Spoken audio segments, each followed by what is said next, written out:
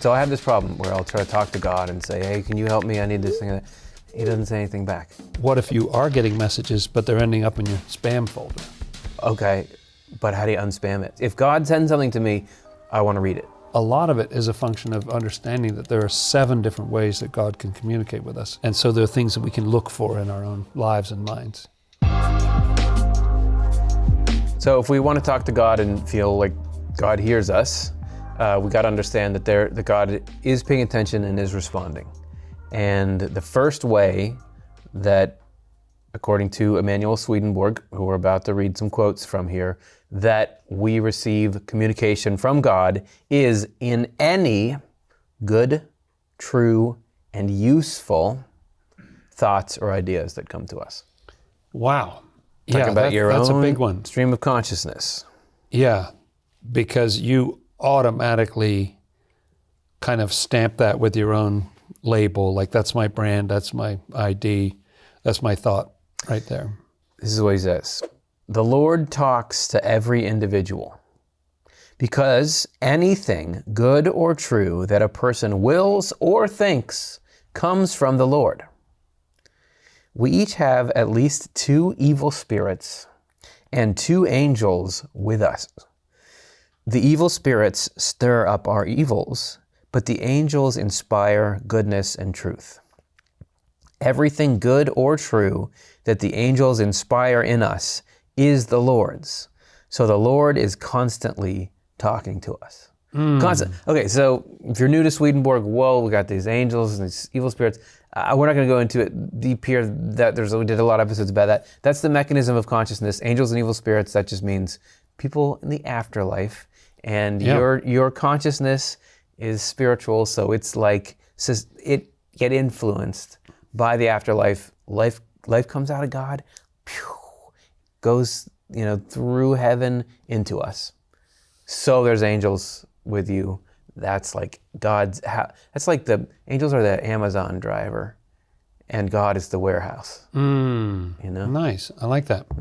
That's right. So it absolutely came from the warehouse, but there's a driver. But you don't say to the driver, oh, thank you for making this, or thank you for packaging it. But mostly you just deliver it. You just see it on your doorstep, and you're like, oh, this is my thing. There you go.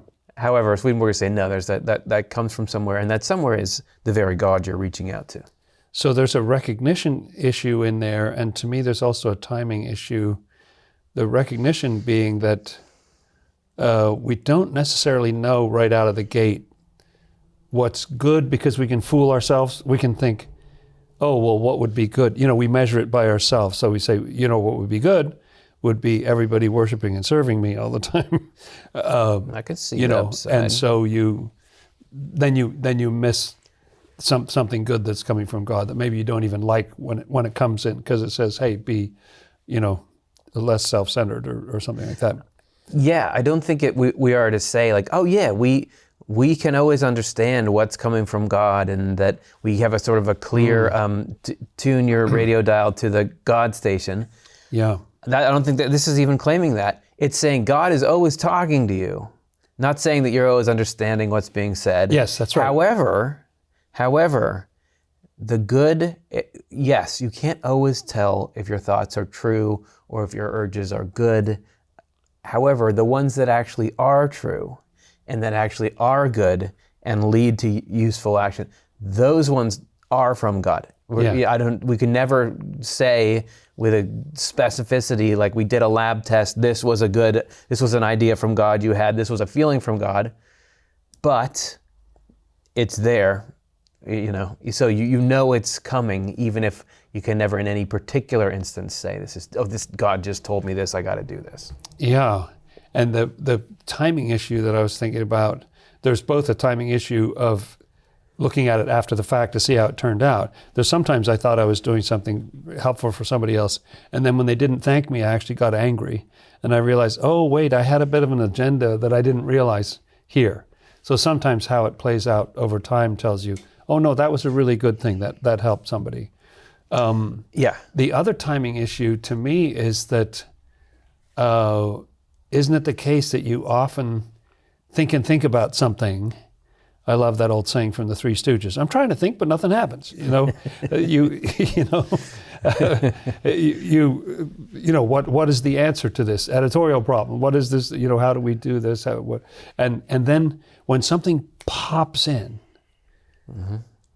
and you've been thinking about the same thing for a month, and all of a sudden, oh, there's an insight like that. To me, that's often an indicator that came from heaven in some way, because if it just came from myself, wouldn't I have thought it during that past month? You know? Well, yeah, man. What about, first, I try to think, nothing's happening. There's some wisdom in that, Jonathan, right now, just think about the electric grid and what people could maybe do to modernize that. Go ahead. If you, how you launch into that is you just start to think. You have if that didn't materialize, if your thinking didn't materialize, like starting to pull together, you would be out of luck. Yeah. So it is a very process we take for granted that you just make a request that I want to think about this, and bam, you're off to the races. It's kind of mysterious sometimes, because you wonder, where do these thoughts come from? Because sometimes I find myself saying to people, I've been thinking about that a lot lately. And then I think, well, when have I been thinking about that a lot? It's true, but when did all that thinking happen? It's almost, when you're first waking up in the morning, or when you're doing something else and you're not really consciously focusing on the fact that you're thinking about this issue. He goes on, the Lord talks very differently, though, to one person than to another. With those who allow themselves to be swept up by evil spirits. So, just like getting swept up by the angels is getting swept up in the good thoughts and feelings. Then you have the I'm going to be swept up in all you were saying, all this self-centeredness that you possibly, if you're super into that, if you've got all those boxes sitting there that you're pulling into your house. The Lord speaks like one absent or far away, so that he can barely be said to speak at all. But with those whom he leads, the Lord speaks more directly. The fact that no one can ever think anything good or true except by the Lord's power makes this sufficiently clear. Yeah, so there's a direct statement, isn't it, of the fact that in different states, not just sort of moods of the day, but if you're going through a self-centered couple of decades or something like that, it's understandable. I mean, it happens a few decades in a row, developmental phase. Yeah. But then the messages are hardly getting through. So it's obvious that we can turn in the direction, we can cooperate more, look for that input, as opposed to just, I don't want to hear anything other than my own thoughts on this subject. So when we were going through the last quote, and I was trying to think of this idea, there's an idea that I had, and I was like, this is going to be so good, but then I couldn't think of it. Which first of all just proves, it doesn't prove that God exists and that heaven is coming in, sure. But it does prove that you are at the mercy of involuntary processes when it comes to your ability to function mentally. So I had a thought, this thought showed up that I wanted to talk about. And then I couldn't remember it anymore. And try as I might, I couldn't get it back. But now all of a sudden I got it back again. And so that demonstrates it. And the thought, I knew this would be one that you would like, is because you were talking about, and applies to this one too, there's these good little thoughts that are coming in, and maybe you should do this, maybe do that. You might think, well, why would God show up as this little small voice in your head? What about the story in the Bible when, I think it's Elisha, goes on the mountain and he's looking for God, and there's a big earthquake? No, God's not in the earthquake. There's a big fire. God's not in the fire. There's a big wind, and God's not in the wind. Then where does God appear? Still small voice. Still small voice. That's great. So, and it's almost like you have to get through the fire and all the other raging drama to finally hear, when all that noise stops, then you can, are you ready for the answer kind of thing? So the premise is that we're looking for, I want to hear a big voice from God, or I want to have a big miracle happen or something. And the answer is you are constantly being talked to by God in the still small voice of the good side, the Jiminy Cricket in your mind. Yeah, yeah. Okay, that was way number one. Way number two that God communicates with you is not just thoughts, but in any good, loving, and useful feelings. This is continuing from Secrets of Heaven. The degree of love we feel for our neighbor and of faith we have determines the extent to which the Lord can be described as present with us. The Lord is present in neighborly love because he is present in everything good. But he is not as present in so-called faith devoid of love. Faith without love and charity is a detached or disconnected thing. Wherever there is union, there must be a uniting medium. And the only uniting medium is love and charity. That's nice. It really does feel like a blessing. Like sometimes something happens and, I don't know, maybe you feel like you don't care or something. But when something moves your heart, when you hear something, Yeah. you read something, and then it tugs at your heart. You feel compassion for somebody, or you feel some desire to help, or whatever it is. Yeah, so it's just interesting to think of, there's something that makes it so the Lord can or can't be as present with us. Yes, and how fascinating he takes kind of a shot at faith there, or faith alone, I should say, because if you're thinking that just you're believing in God and judging other people as you should, and so if you're doing everything right, you think, well, God is surely present with me. Swedenborg's saying, well, if you don't have love in your heart, not really. The Lord is not as present. And again, those feelings feel like the most you thing there is. You know, it just feels like yourself. It doesn't feel like that's a message. It doesn't feel like that comes from somewhere else. And yet you can tell that sometimes you have more of it and sometimes less. Yeah. So we're actually receiving those feelings in different states. And you can have some feelings that if you are sitting there feeding that bonfire, God cannot come, in a way you could say, come close. Yeah. Because God is omnipresent and God cannot be literally absent from a person, because in Swedenborg's cosmology, or metaphysics, because then you would die. But the communication or communing or conversation with God, in that sense, you could think of it as God cannot be as present with you if you don't have anything in common, if you don't speak the same language, and if you are absorbed in things that are opposite God. So that's interesting. It's like you think of it as like, hey, why are you so distant? Yes. God could be like, man, why are you so distant? Right. Very, very justifiably. So, and it's not, you might think, oh, it's just arbitrary. God just like is or isn't showing up. There's only very few things that make God more distant. And this is like very dramatic, fire and brimstone-y language here, which I think you will enjoy. Okay, this is the next number, Secrets of Heaven 904. Anyone can see this by considering that the Lord shows mercy to everyone, loves everyone, and wants to make everyone happy forever. As a result, those who lack sufficient love to have mercy on others, love them and want to make them happy, cannot unite with the Lord because they are unlike him and are anything but his image. Oh, wow. Yeah.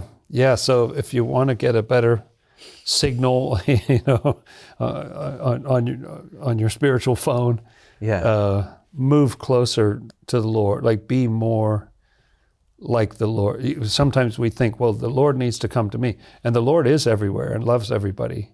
But can we even hear or feel the Lord's presence if we're in some dreadful state. And sometimes what I experience is that I'll go through some huge feeling. There was a time when I got very worried about somebody else's health, and I'm just sort of freaking out about it. Yeah. During the actual freak out, it seemed like nothing was able to get through. But when I kind of got exhausted from feeling that way, and I don't know, just take a break and numb out or something, little quiet thoughts I think things are okay. Finally, that little quiet message would get through. This is a very flippant example to put alongside your deep and serious one, but dogs will get into the red zone, where if you're trying to get them to not bark or something, they can get to this place where they don't hear you right now. They are so like that mailman is in our yard, and it's too late. Like too late. You can't intervene then. No, you can't reason. They're in the red zone. So right. It's like, no, you could have before diffused it, but right now you just got to ride it out. That's right. And then afterwards. address So we're something. trying to get. That's right. And sometimes we're the embodiment of that red zone. So there's a red zone that we can get in, and this is the part that with the like imagery and stuff. To gaze at the Lord through the lens of supposed faith, and yet hate others, is not only to stand far removed from the Lord, it is also to put a deep, hellish gulf between yourself and the Lord. Wow. A gulf you will fall into if you try to approach him. Hatred for other people is that intervening, hellish chasm. Wow. I don't ever remember hearing that before. That's great. I just made it up. That's good. That's very well done. This makes sense. I can see that, yes, no matter what state you're in, no matter how angry you are, bitter at people, the Lord should still love you. And I think the argument is, of course. It just says the Lord loves everyone. That seems fair and good. But to unite with God, to unite, how are you going to unite with somebody? Yeah. Like, let's get married. We have nothing, like we're moral opposites from each other. That's hard. To unite with someone, like we're going to form a cohesive team or something, you got to be pulling in approximately the same direction. Compatibility, yes. And there's, not to say you can't have different skills, but you got to have, your purpose you can't have cross purposes, and you can't have like what I think is really good, you think is really bad, and vice. Like, how are you going to unite then? It's not going to work. That makes sense to me. Okay, you can't unite with God if we're saying God is love for everyone, and if you sit there and you're like, yeah, sure, I'll say some religious things, but I really hate all these people, and I nurse that, and it's like, that's the thing I love. That's gonna be hard. It's gonna be hard to unite. That image of the dog in the red zone really speaks to me, because it's like, that's, you can try to go, calm down or something, like you're just not getting through. Then it continues on to, this is a really key idea for this whole episode. The Lord's presence with us first becomes possible when we love our neighbor. Within love is the Lord. And so far as we have love, the Lord is present. So it's not like God is watching and like, are you loving enough? If you're loving enough, I'll get over there. But more, and I don't pretend I know exactly what this means. Maybe you do. Within love is the Lord. Like, within love is the Lord. What does it, That's interesting. Yeah. It's an interestingly different wording, but to me, it's like God is love. So if you enter that state of loving, you're in God. Yeah. And if you're in your state of hating, desiring revenge, going out of your mind. I wonder if it's like, so you'll have like athletes, like one will, Kobe Bryant used to talk about how he patterned his game after Michael Jordan. So like he studied Michael Jordan, and like, because Kobe Bryant's younger than Michael, so he would watch Michael Jordan before he would, and so he's like, okay, he does that there, he does that there. So he would he talked openly about, I learned all of his moves, I tried to so it's kind of like, if you do enough, just like Michael Jordan, you kind of like, Michael Jordan's emerging through you. Maybe that's a little bit. Good point. A little bit like within love is the Lord, but I know it's more than that. It's not just like, oh, this you're kind of you're channeling. Like in this answer, I'm channeling so and so. Like not literally, but meaning I'm channeling Yogi Berra when I say something. Yeah, the Swedenborg talks about the angels. I just read a passage about this where they embody love so intensely, they're embodying it. And that's what you're talking about, right? You're embodying a certain way of playing the game. You get and then I'll let this go, but it's like people think of God as sort of just a person that has like whims and things, but that God is love. Meaning, not that God is less human or that God is an impersonal force. That's not what Swedenborg says. But that's who I am. And if you want to hang out with me, you got to hang out with love. Not like because I like you to be love, but that's you want to hang out with me. Here I am, this love. So hanging out means doing love. That's what I am. And that you want to be okay. You can't just say right. And this is striking me as more than a kind of email analogy. Like you may think, well, I want communication. Well,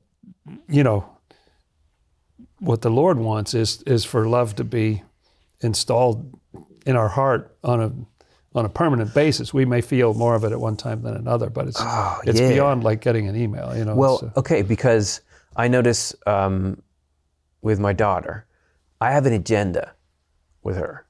So like, I want to like hang out with you and stuff, but my agenda is I'm trying to, not that I know how, but I'm trying to set you up to have a good life. So like when we're hanging out, there's certain ways you act that I think that's not, so I have to try to say, no, you can't do that. There's certain things you want to eat. There's certain behaviors. So we're hanging out, but I always have this agenda. I'm trying to mold you into something. Why am I doing it? Is it because I don't love you or I don't want to just be your friend? Well, it's more like I have more of a vested interest in your happiness than your friends who just come over and hang out, because I'm thinking about the long game. So why is God trying to get us to do the love thing? Because he knows that that's where happiness comes from. It's not arbitrary judgmentalness or disappointment with us, or it's really knowing where happy lies and wanting us to move in that direction. So then the next sentence is, moreover, so far as the Lord is present, so if we can get him close to us through the love thing, he talks to us. We are unaware that it is not our own thinking, but not a single idea, not a single particle of an idea originates in us. Yeah, the Bible talks about being in the Lord and the Lord being in you, and like the Lord knocks on the door and wants to come in, and you're the branches on the vine. And that's right. That level of connection. Yeah, that's extreme, but that's what he doesn't want to be sort of outside you or with you. Wants to fill your heart and mind with good things, because that's where all the blessing and all the joy and all the usefulness is. Yeah. I mean, there's a complexity, because it's like we're saying on the one hand, you can't, if you're like this, God can't come in. We're also saying all your good thoughts come from. There is this meeting place of us and God, where part of it is like seeming autonomy, and part of it is. So we're not saying there's not, but that's the partnership, is we're in there. Yeah. Yeah. Okay. And then one last. This is actually, I think, a very clear, this is almost a one-to-one that you can say, oh, this is God talking to me. This is often Secrets of Heaven 6737. When we look with loving eyes on someone in misery, maybe how you're feeling right now, looking on me,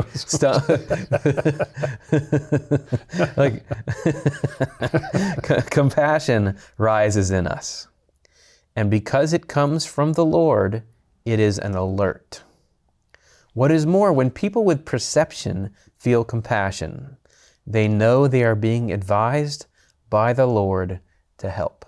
Wow. That's beautiful. Yeah. That's really, really beautiful. Yeah. And so, And the opposite of that would be sort of despising somebody. So look at you, you can't even, whatever, right? Like looking down on somebody or despising them, and instead to feel love for somebody when they're at their worst. Perception, he says, when someone with perception, because everybody can feel compassion. He says when someone with perception feels compassion, the way that Swedenborg uses that term, perception basically just means you clearly see reality. You see so what's going on. Whereas I might just feel like, I just felt some compassion for this person. If you get what's going on, you see this is God, not in English, but saying pretty directly, help that person. Yeah, that it got to the point, we're talking about email and everything, that got to the point of notification, or right, like you're getting an alert. The third way God communicates with us is particularly in feelings of hope or comfort. So we talked before about outward directed, loving feelings. Compassion. This and is, so on. You're getting the help here. You're in a hard place and Regarded in it, and this is talking about, Swedenborg talks about prayer, which he doesn't talk about that often. So here he defines it and tells you what you should expect from it. Oh, great. I know, right? It's got to be part of a conversation about God communicating with us, right? Yes, that's right. Regarded in itself, praying is talking with God while taking an inward view of the things we are praying about. In answer, we receive a similar kind of inflow into the perceptions or thoughts of our mind, so that there is some opening of our inner depths to God. The experience varies depending on our mood and the nature of the subject we are praying about. If we pray from love and faith and focus on or seek only what is heavenly and spiritual, something resembling a revelation emerges while we pray. So he's saying you can get a revelation, but and this is not eventual. In real time, like you're during your prayer. But look at how he says you experience that revelation. It discloses itself in our emotions in the form of hope, comfort, or an inward stirring of joy. Nice. So it sounds like an emotional change of state, because that's presumably not the state you were in a moment ago. Nah, yeah. I remember a situation from my own life where I got in a jam. I had this old a minivan and was driving along the road, and it just died. And I was still kind of blocking the road. Not a super busy street, but I was blocking the road. And I tried to start it, and I'm freaking out, and I'm pressing the gas and probably flooding the engine, whatever, and nothing happens. And then I sit there and I just think, well, I know it's you're not allowed to have your car like blocking the track. I'm alone. I don't have any help. I was just about 300 yards from my driveway, but it was all uphill to get around here, around there, and up the driveway. And I was just losing my mind. And so I prayed. And in the prayer, my emotional state changed. I kind of calmed down a little bit. And I just thought, give it one more try. That's what came to me. One more try. Well, I felt like I'd done so much, I flooded this thing or whatever, but I'd been sitting there for a little while stewing about what to do. And I just turned the key again, and the car started, and I was able to drive up the driveway, and the car died there, and its fluids ran down the driveway. But I made it home, so I'm not blocking traffic. I didn't need anybody's help to come rescue me or something like that. And that was remarkable to me, about that sense of I needed an answer, but a lot of it was a change in my state of like, calm down, Yeah. Yeah, okay, wow, that's an amazing story. I never heard that one before, and there's a couple of things to unpack about that, I feel like. That's like a convergence of, heavenly and spiritual things, which that would be change of your state, like change of your framing of it, like the freaking out is I need to be, God is going to keep me from freaking out. But then also, you got the car started to boot, which doesn't always happen. Doesn't always, no. But No. in that case, well, it wasn't, God didn't start the car. Right. If we're going just to kind of try it one more time. Yeah, but so and again, you can never know for certain whether a particular thought is like a clear channel from God, but in that case, if it was, God didn't start the car. He just said in your mind, one more try. Yeah. That's okay. So the calming down is actually often what we want. There's things in life we want to change, but more often there's any number of hardships are much less painful if your perspective on them shifts. It's really the feelings often that we're trying to get a hold of. I don't think if you'd prayed and you got that calming down and then you couldn't start the car, I don't think you'd be here telling that story like, and then I freaked out and died. Yeah. It would just be like, oh, I had to leave it there, and it would be so as far in the past as it is now. Yeah, that's right. So, the answer to the prayer really was the calm state. It also solved a little logistical problem I had, which is to get the car to a better spot where I'm not blocking traffic. But probably what the real outcome is, well, dang, maybe God is really real. It was it's a memorable moment to me because felt like a genuine answer to a prayer when I was in a state of need. It's not undeniable. Doesn't violate the freedom thing. Maybe I just left it long enough that the carburetor wasn't flooded anymore, or whatever. Or I just as if thought I know that. anything about automotive. But however, there's something. So that's cool. Yeah. The next way God talks to us, way number 4, is that the inspiration that other people get about us. Goodwill makes the connection because God loves every one of us, but cannot directly benefit us. He can benefit us only indirectly through each other. Benefit must mean in a lot of, in this context, he can't tow your truck for you. Right. And I would say Swedenborg will really say, because of the way divine order works, God cannot tow that truck for you. However, he sure could have somebody happen along. So for this reason, he inspires us with his love, just as he inspires parents with love for their children. If we receive this love, we become connected to God and we love our neighbor out of love for God. Then we have love for God inside our love for our neighbor. Our love for God makes us willing and able to love our neighbor. So it puts an interesting, a certain sense of urgency.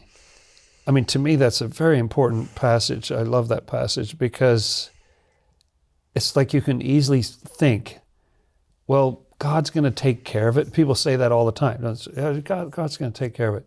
But it's only going to be through people.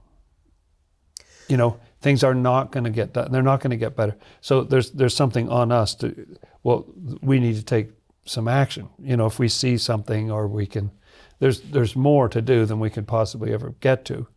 But if you feel moved in some way, maybe there's some small or large thing that you can do to move that cause along, because it's that's how the Lord operates. It's through people.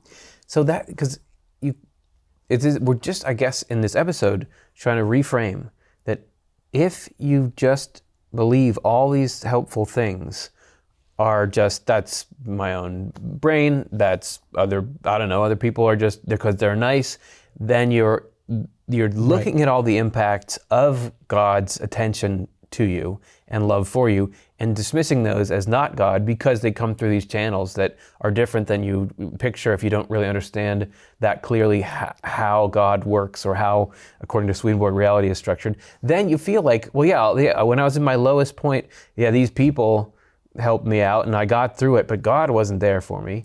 Not that it's not like God is going to be like, what? You didn't give me credit. But it's going to make you feel more lonely, or it's not going to resolve this where's God thing. But if you start to see it, oh no, actually, there was quite a lot of attention.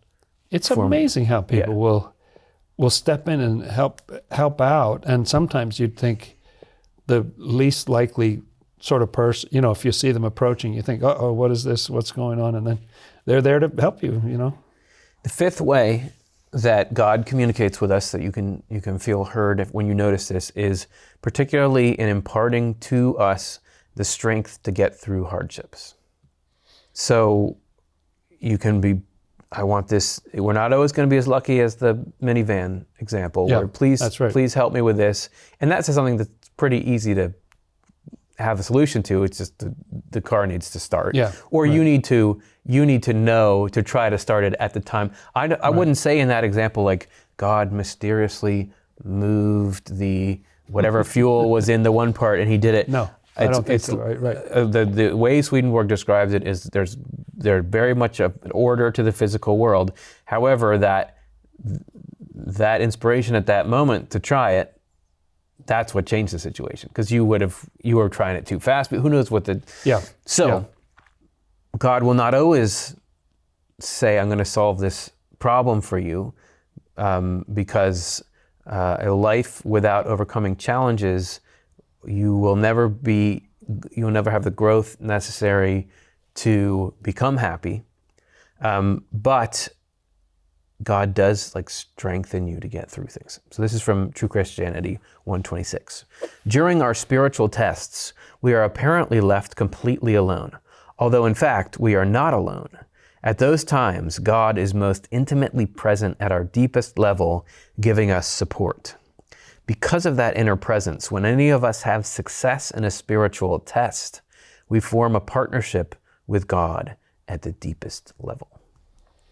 That's very cool, and it reminds me of that scripture. I forget even which one of the prophets it was. I think it's Ezekiel, but I'm not sure. But he kind of wanted to quit. He got fed up at some point and kind of wanted to quit. It doesn't use that exact language, but it's like, I'm done with this. I'm not preaching to the people. Nobody's listening to me. I'm done. Yeah. And he says, but I couldn't. It was like a fire shut up in my bones, So I've hit various points in my life where I felt like I quit. I'm not doing this anymore. Mm-hmm. And then I had one 2 minutes ago. Yeah, you could. I have that effect on a lot of people. If he makes that same joke again, I'm done with this show. I'm done. But if you woke me up out of a dead sleep and they said, "Hey, we found a new fragment of Swedenborg's something or other," I'd go, "What?" There is something that sustains you. It is kind of amazing, and you can take more than you think you can.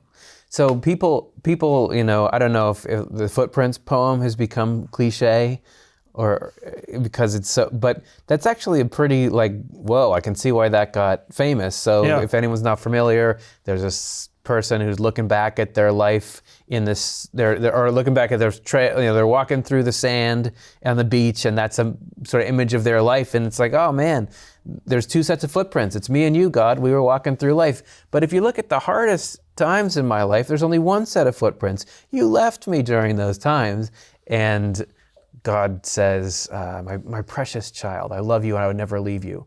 You see one set of footprints there because that's when I was carrying you.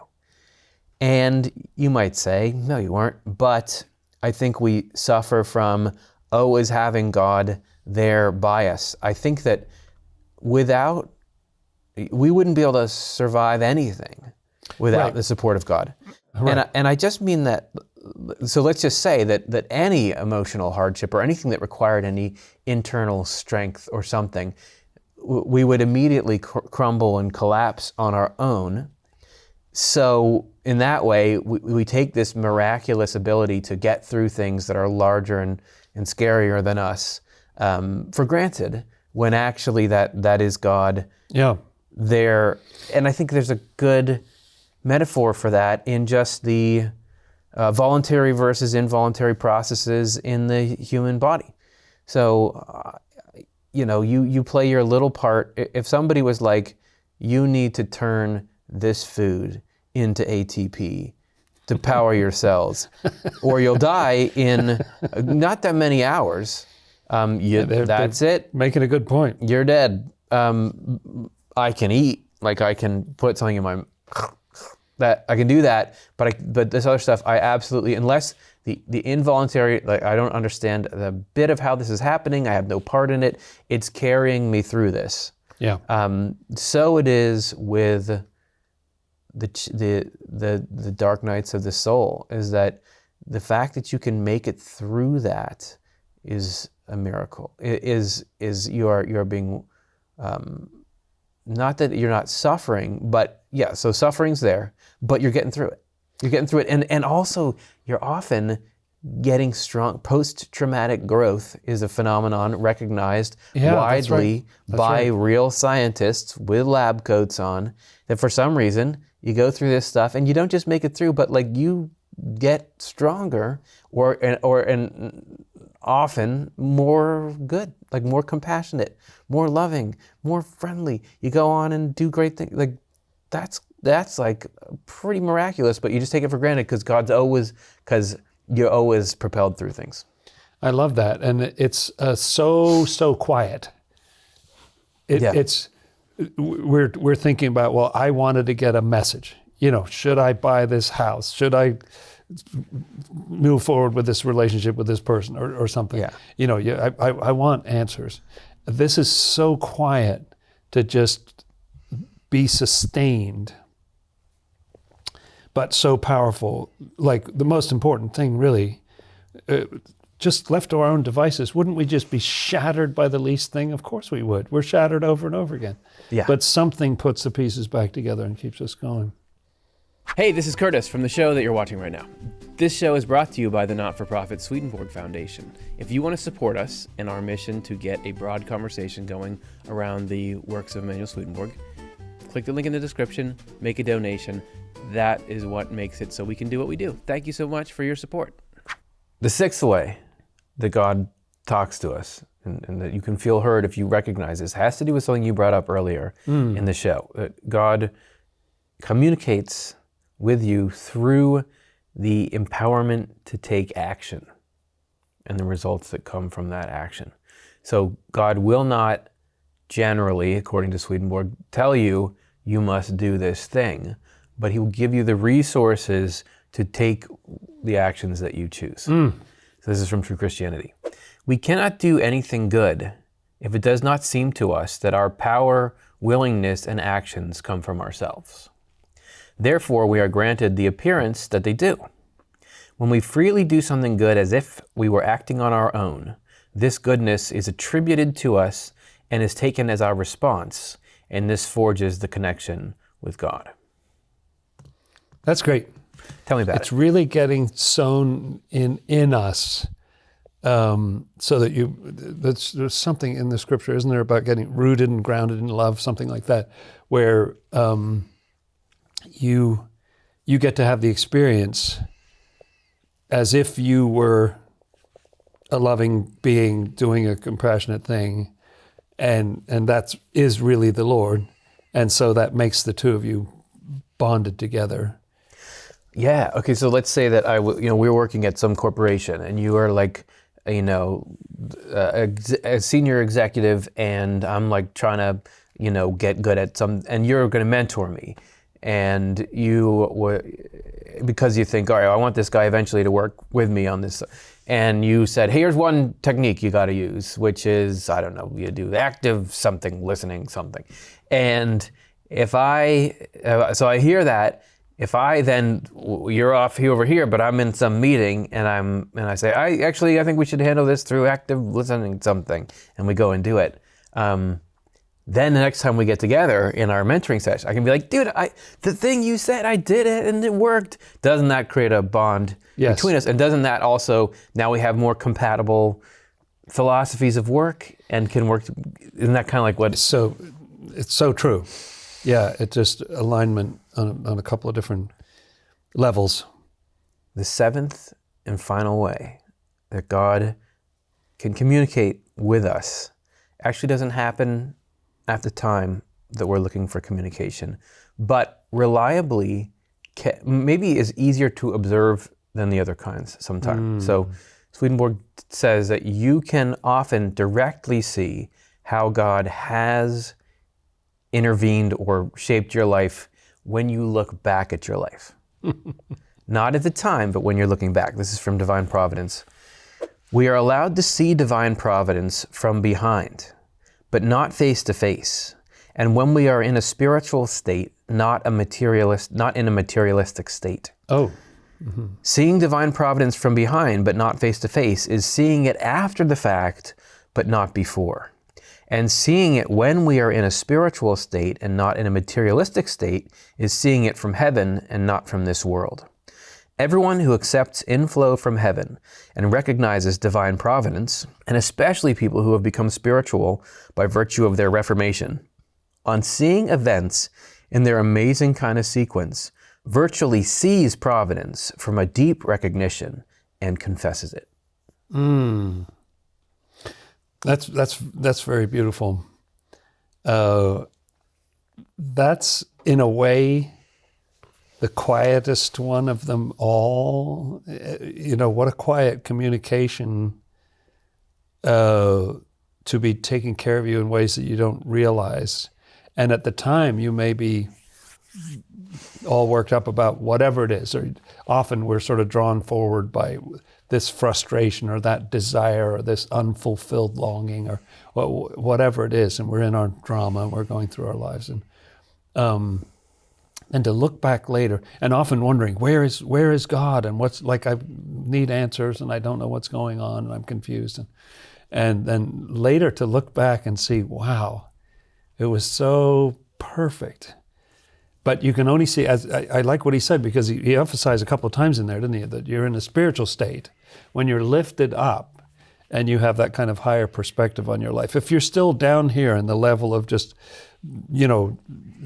worry about money and, down on the outer level somehow in your outer self. Right. So you don't see it. Spiritual state would mean you value spiritual things and see those as important. So, because there's no guarantee you look back on your life and you see God was making it so I got as rich and powerful as possible. But if you're looking back and seeing, oh, this actually has worked out for the best, for the kind of turning me into the kind of person who I'm meant to be and who is capable of having the happiness of heaven, which is lasting and love-based. Oh yeah. I was once learning, how to do YouTube well, because we make these shows on YouTube and we try to. And the guy was saying, you don't want to judge your performance on like a weekly average of views. You want to look at least like last 90 days. Because if you just like today versus yesterday, there's too much of it. You don't really see the big picture. You don't understand the big trends. The trend lines, that are going on. So you don't want to freak out and do something different Or throw something out that might be working, but it takes a while to catch on or exactly. Whatever. Yeah. So I think that the message is you are probably not really going to understand. The present moment's always going to have this. What's going on? Where's God? If you have a baseline of not trusting it, you're not going to be able to clearly understand. Here's what God is doing. Here's where my life is going. That's not afforded to us in the present because we need to. First of all, it's too complicated for us to understand. Second of all, there's things in it that if we knew, we would push back against because at the time, we don't think that's what we want. That's right. Even though later we will see, oh, actually that was really good. And then also we have to be, engaging our own freedom. So all that's there. But very much if you look at the longer spans of life, you can see spiritual progress. So that would mean the life is guiding me away from what distances me from God and toward what draws me close to God. And in that way, I realize that even if in the moment I don't say what I want you to say, talk to me, that's evidence that God is paying attention and has care and is responsive, but you don't quite see it till you can zoom out with that longer lens. I've sometimes felt about my life that the Lord sort of up ahead and sees the tape and thinks, okay, I'll plant this desire a few years back over here. And so I'll have this desire, but that desire is not fulfilled. At one point I had a desire that I felt like I was sort of ready to mentor people, but I had nobody to mentor. And I just had this longing for a few years. And then some people came along and it's like, oh, this is great. I love this. And so it felt like a fulfillment of something I dreamed of. But who put that in my heart? That wasn't in my heart the year before, but all of a sudden I start feeling like, why am I feeling like I'm sort of getting ready for a different phase here? Yeah, those things are beautiful. And as you say, the spiritual things, because it's so easy to be confused, isn't it? And you can even think that, well, what I want is spiritual. I want to be worshipped as a God. That's spiritual, isn't it? What's not? That's most spiritual. What's not spiritual about that? Yeah. But you don't realize that. You don't say the quiet part out loud or something. But and then when you realize, oh, wow, what the Lord gave me instead was some humility, compassion, true spiritual gifts, and the other would have been disastrous. It would have been horrible if those wishes had been fulfilled. I wanted the Lord to give me these like expensive shoes. He gave me these stupid stocks and bonds, but now I can retire on this.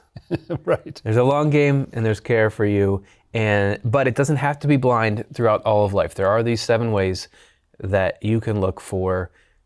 If you're willing to notice it and interpret it according to this lens, there's pretty good evidence that God is hearing you and reaching back out all the time. They all have kind of an anonymity factor in there, don't they? But there's answers to prayers, there's thoughts, there's feelings, there's the long view, looking back over your life and so on. That communication is happening all the time. And we mostly don't notice it. We don't get the message. But you can get it now. Now you can get the message. That's right.